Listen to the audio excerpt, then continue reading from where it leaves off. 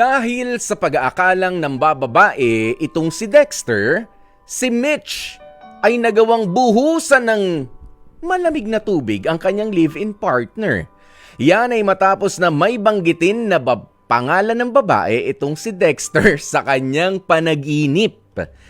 Ay nako, etong si Mitch may kakaibang pitik daw na naramdaman matapos na marinig ang pangalang Alice. Ang depensa naman ni Dexter, character hero daw yon sa nilalaro niyang online game na Mobile Legends. Dahil sa nangyaring yan, naisip tuloy ni Dexter na kumalas na sa 2 taon niya ng ka-live-in na si Mitch. Ay nako, kausapin na agad natin mula sa Quezon City, 28 years old, si Dexter. Dexter, magandang tanghali sa'yo. Kailan ba nangyari na ikaw ay binuhusan ng malamig na tubig ng partner mo habang natutulog ka? Nung nakaraang gabi lang po. Nakaraang ano lang? Nung nakaraang gabi lang po nung natutulog sa ano. Magkatabi po kasi kami nun. Oo. Tapos po natutulog po ako. Tapos sabi niya po may binanggit daw po akong pangalan na Alice daw po. Sigurado ka Hindi ko bang... na po alam po. Hindi ko na po alam kasi po sarap po natulog ko. Saka pagod din po ako galing sa trabaho po. Okay, sige. Madalas ka naglalaro, natural, ng Mobile Legends. Sino ba yung mga karakter dyan? May Alice ba talaga na karakter? Yung karakter po si Alice po. Yun ang ginagamit mo? Yes po. Oo, baka naman nanonood ka ng Senate hearing nung mga nakaraan. Baka ibang Alice yan. Sana nga po, sir. So, sino pa yung ibang mga karakter na kilala mo? Kung totoo man, ako hindi ako masyado familiar sa Mobile Legends. Saka po Kagura po, tapos po Derot po. Tapos po, Karina po. Ayun. So, nagamit mo. Bakit naman mapupunta tayo doon sa hiwalayan agad? 2 years na kayo. Kailan ka pa ba naglalaro nitong Mobile Legends na yan? Bago pa po kami, naglalaro na po ako nito. Okay. Bakit naging option sa'yo? Ba't iniisip mo na tigilan na ang relasyon nyo kung gaganyonin ka lang ni Mitch? Hindi na kasi yun po. Madami na po. May mga bagay pong hindi na po kami minsan nagkakasundo po. Okay, so Tapos katulad po nung pagod po ako sa trabaho. Hindi na po lagi, punta po ako sa kanila, ganun po. Minsan po gusto ko na lang magpahinga sa apartment ko, ganun po. Okay. So, bukod doon sa eksena na ikaw ay binuhusan ng tubig ng partner mo na si Mitch, marami ka pang ibang mga issues naman pala sa kanya na naipon na. Yes po. Tapos parang naipon na din po. Kasi po pagod din po ako sa araw na yun kasi gusto ko din po magpahinga. Kasi po may pasok po ako kinaumagaan. Oo. Pero sigurado ka ba na baka nun mo lang naisip yan dahil pagod ka? Sabi nga, huwag kang gagawa ng isang malaking desisyon. Don't make decisions when you're mad, when you're tired, when you're too happy. Ganyan, huwag kang gagawa ng mga desisyon. Ikaw ba? Baka naman galit ka lang ngayon kaya gusto mo nang hiwalayan yung partner mo. At pagpapalit mo ba siya dahil dun lang? Matagal ko na din po pinag-isipan tapos humingi na din po ako ng advice sa mga kaibigan ko. Parang minsan din po kasi nakakasakal na din po kasi siya. Nakakasakal na. So kahit hindi pala nangyari sa'yo yung pambubuhos ng tubig na yon, parang nawawalan ka na ng gana. Opo, kasi parang pag ulit na nangyari po na pag nag-aaway po kami, ganun nga po. Kahit ako isa pa Dexter, hindi namin naintindihan yun. Madalas kayo mag-away and then tapos pag ako po yung gumagawa ng parang po magkabati kami. Ikaw na lang lagi naghahabol, ikaw na lang lagi nanunuyo. Yes po. Tapos sabi po ng mga kaibigan ko, daw po, parang nasasakal na din po ako. Parang nakikita din po nila na parang nasasakal na din po ako sa... Ayan. Pero syempre, opinion lang yan ng mga kaibigan mo ayon sa kwento mo. Pero ikaw naman kasi, baka naman pagka magkasama kayo, naka-online game ka. Kapag ka magkasama kayo ni Mitch, hindi mo naman siya nakakausap. Pagkakasama mo siya, mas binabantayan mo yung mga gagawin niyang pagtatampo kaysa doon sa lambingin mo naman din siya. Hindi kaya? kulang na sa kanya po eh. Lahat naman po, parang binigay ko naman po lahat sa kanya. Kahit po, minsan po, kulang na talaga po yung time ng tulog ko, talagang minimake sure ko po na magkasama po kami dalawa. So, sa ngayon, ang gusto mo pala... Parang mali ko na po kasi parang yan ang po kagad yan. Malaking issue. Halimbawa po, kung hindi po ako nakapunta sa kanila, parang nagiging malaking issue na po kagad sa kanya na may babae daw po ako, ganito, ganyan. Nawala naman din talaga. So, napapagod. Wala naman po talaga kasi yun nga po eh.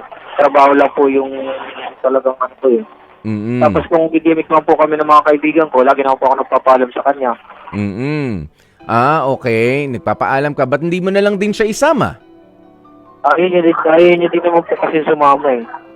Pero lagi ba na ganoon kahit ayaw niya na sumama ka, nasusunod pa rin yung gusto mo? Kumbaga, yun na lang yung ano niya. At least magagalit-galitan ako para wag ka magpagabi. Nung una po, pinapayagan.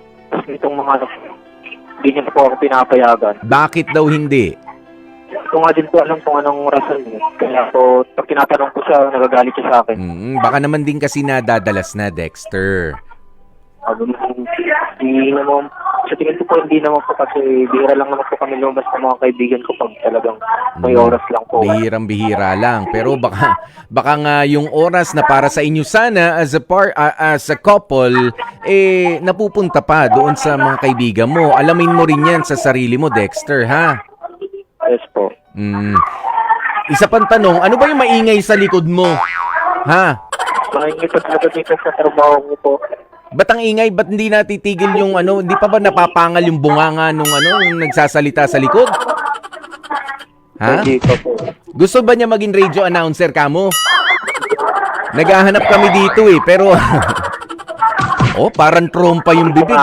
Trabaho yun yung ginagawa niya? Trabaho yun? Yes po. Trabaho yun? Magbunga nga. Ayan, pero Dexter, sige, ano na ang gusto mo? Gusto mo ba magpaalam na dito kay Mitch o pag-usapan nyo pa ito? Sabihin mo na nga ngayon para alam na namin. Hello po. Oo. Ayan, lahat ba nagawa mo na? Iiwan mo na si Mitch o papaano? Gusto mo na magpaalam sa kanya? Hello po, boy. Dexter. Ito po alam ko anong gagawin ko din. Pero mahal ko si Mitch po. Gusto mo pa? Gusto ko lang pa rin po kasi ako iwalay ko po hindi pa po pag-i-save ko pa po ba yung relationship namin. Yun. Gusto mo pang i-save? Ako po sana kung talagang mag-save pa po namin. Sige. Yung bang nagsasalita sa likod mo, yan yung isa sa mga kaibigan mo? Kasi kung ganyan magsalita... Dito lang po sa trabaho ko po. Napaka-opinionated niyan. Kita mo, hindi tayo makasingit. Magkausap na tayo dito. Umiwas ka rin sa mga kaibigan, masyadong maraming opinion. Ayan, pero alam mo, ang pinakamaganda na makausap mo sa ngayon para ma-save yung relationship ninyo ay yung karelasyon mo mismo. Narinig mo ako na maayos, Dexter? Si Mitch, mag-usap kayo. Hindi yung nagpapataasan kayo ng ihi. Magbibigayan, habang nagsasalita siya, makikinig ka. Uunawain mo, hindi yung nakikinig lang tapos hindi mo naman binabaliwala mo naman. At sana si Mitch din, sabi mo, may mga gusto kang sabihin, sana makinig rin siya at unawain. Okay, hindi yung makikipagmatigasan naman sa'yo na kung ano lang gusto niya, yun lang ang mangyayari because ganun talaga ang pakikipagrelasyon. At minsan nga, along the way, lalo na yan 2 years na kayo, minsan yung mga gusto natin mangyari, yun na lang. Para tayong mga kabayo na mayroon ng tapahoho o hindi na tayo tumitingin sa ibang anggulo, kung ano na yung naisip natin, yun na. Dahil feeling natin ay... Kita mo? Kinakausap ka pa, biglang the number you have dialed. Pero hindi, tutuloy ko na lamang din para sa kapakanan ng mga kapatid natin na nasa relationship na, alam niyo yun, nakakalimutan na makinig doon sa partner nila. Dahil feeling nila, panghabang buhay na ito. Feeling nila, hindi na kakawala. Feeling nila na ibigay na nila ang lahat doon at hindi ka na pababayaan, hindi ka na maipagpapalit. Yan yung mga ganyan, mga kapatid, iwasan nyo po yan. Oo, bumalik tayo doon sa realidad. Na kahit nga ho yung halaman, may sariling buhay yan. Pero kapag ka hindi naman nadidiligan ng maayos, kapag ka hindi napapaarawan ng maayos, mamamatay at mamamatay yan kahit maganda ang pagkakatanim doon sa lupa. Ganon din sa relasyon. Kailangan nakukumusta, nabibigyan ng oras, kailangan ay, sige, sama na natin, nadidiligan din. Oo, ng mga magagandang memories para nagiging malusog. Ha, okay? At syempre, nako, dyan na nga po natin tatapusin ang ating pagtatapat ngayong tanghaling tapat na ibinahagi nga sa atin ni Dexter. At sana nga maayos pa ni Dexter. Gusto niya naman po maayos pa. Ayan, pero yun nga ang tip ko sa kanya. Matuto ka makinig, matuto ka rin magsalita sa tamang timing. Pakikinggan mo muna siya habang siya nagsasalita, bigayan. Ayan, yan po ang isa pang sikreto ng mga successful na relationships.